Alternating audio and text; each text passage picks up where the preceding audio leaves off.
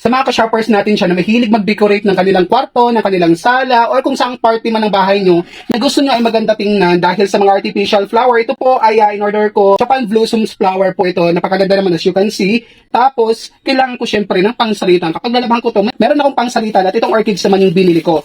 3 yung piraso naman itong in-order ko. Ito naman is 2 piraso ang in-order ko po. Affordable lang yung price nito.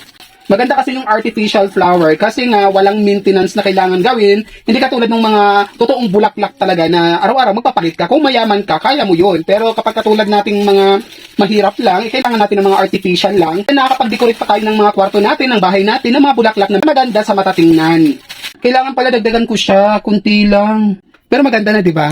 Ayan o. Dagdagan ko na lang siya. Kasi kakarampot lang. O, dapat yung punong-puno siya para maganda tingnan. Kaya sa mga ka-shoppers natin siya na mahilig mag-decorate ng mga kwarto at bahay nyo, ilalagay ko po yung link nito at saka yung flower blossom natin.